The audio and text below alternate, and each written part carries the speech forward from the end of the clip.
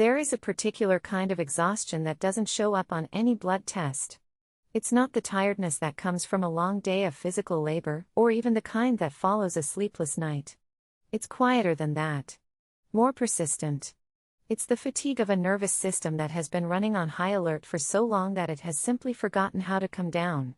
If you're somewhere in your 50s or beyond, there's a good chance you know exactly what that feels like, the low hum of irritability that never quite goes away, the sleep that leaves you less rested than it should, the sense that you're managing life rather than living it.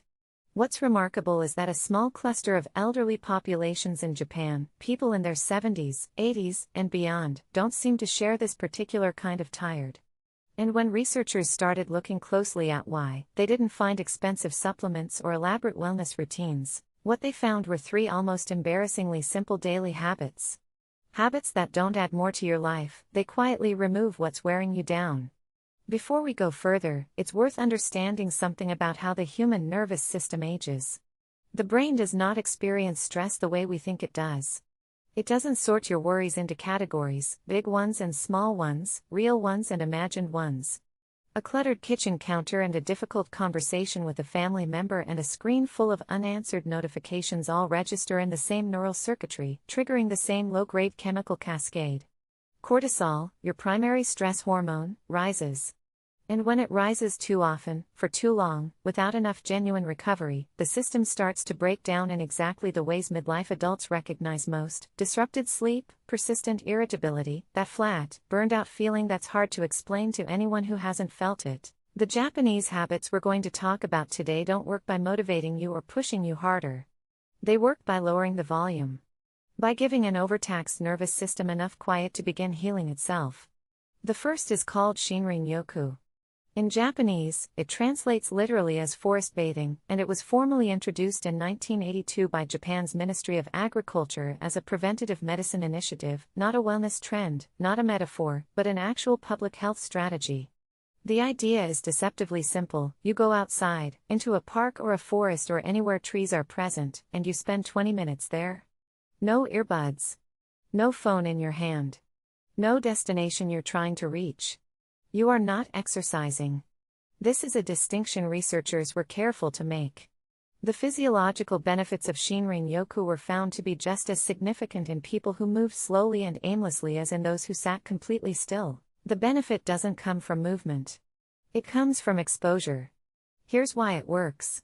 Trees release organic compounds into the air called phytominicides, part of their own biological immune system. When humans breathe these compounds in, something measurable happens in the body.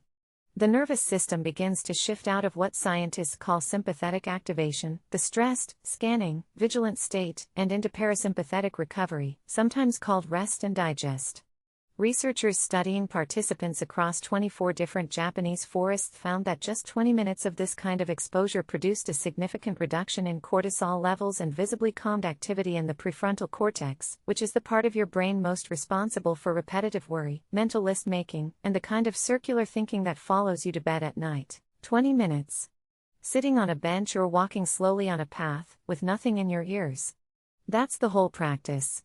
And yet when you understand what's happening biologically, when you understand that your brain is literally being chemically signaled to stop being on guard, it stops feeling like doing nothing and starts feeling like doing something quite specific and quite powerful. The second habit is called Soji, and it comes from Zen Buddhist monastery tradition.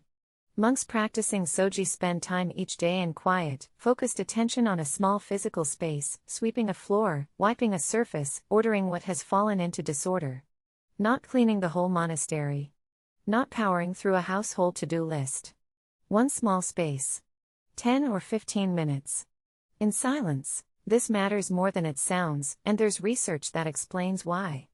A study out of UCLA tracked cortisol levels in women throughout the day, and it found something striking. Women who described their home environments as cluttered, unfinished, or disorganized showed what researchers called flat cortisol curves, a biological profile that is closely associated with burnout and chronic fatigue. Their stress hormone levels didn't follow the healthy rise and fall pattern the body needs. They just stayed elevated.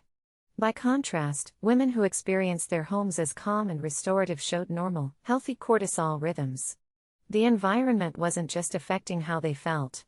It was affecting their hormones. What Soji adds to this is the method. Because the practice isn't just about a tidy counter, it's about what happens in your brain while you're tidying it. When you focus completely on one small, physical, repetitive task, you give the mind something real and finite and manageable to attach to. The circular thinking, the mental recycling of worries and regrets and hypotheticals, has nowhere to go. The body is grounded in something concrete. This is why repetitive physical tasks have long been used in contemplative traditions not as productivity tools but as cognitive ones. Not to clean the space, but to clear the mind. The third habit may be the most surprising of the three, partly because it's the one most likely to be misunderstood. It involves Ikigai, a word that has traveled widely in Western culture and been translated, usually, into something quite elaborate, a Venn diagram of passion and purpose and mission and career. But in the Japanese longevity research, Ikigai is described in much simpler terms. It means, quite literally, a reason to wake up in the morning. Something to look forward to. Something ordinary and specific that makes tomorrow feel different from a blank wall. The research behind this is not anecdotal. The Osaki study followed more than 43,000 Japanese adults over 7 years, controlling carefully for health variables, and found that people who reported having no sense of ikigai, no particular reason to get up, faced a 50% higher risk of mortality across the study period. 50%. And crucially, the research found that the size of the purpose made no difference.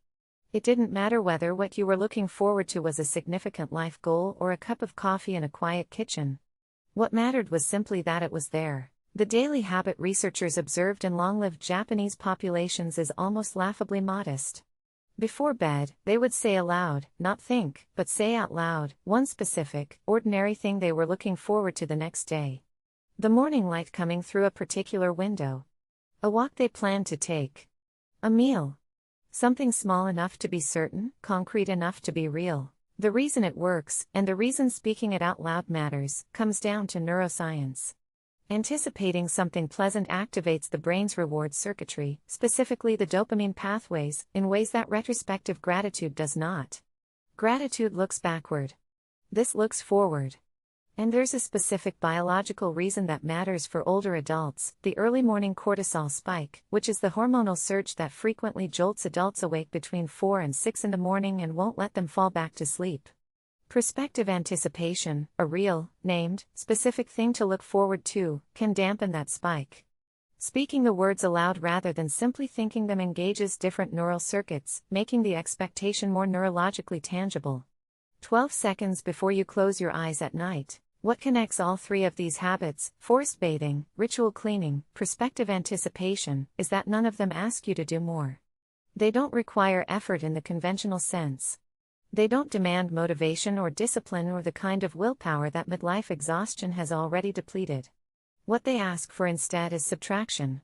20 minutes without your phone. 15 minutes on one small task, done quietly. 12 seconds of saying something simple before you sleep. There is a principle that runs quietly through much of Japanese philosophy around aging well, and it's this: the goal is not to add more good things to a life that is already overwhelming.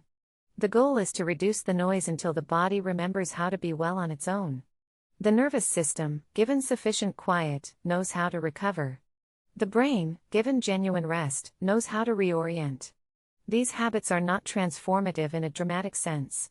They are transformative the way water is, slowly, persistently, by removing what doesn't belong. If you're somewhere past 50 and the fatigue you're carrying feels like more than just tiredness, it might be worth asking not what you need to add to your routine, but what your nervous system has simply never been given the chance to put down.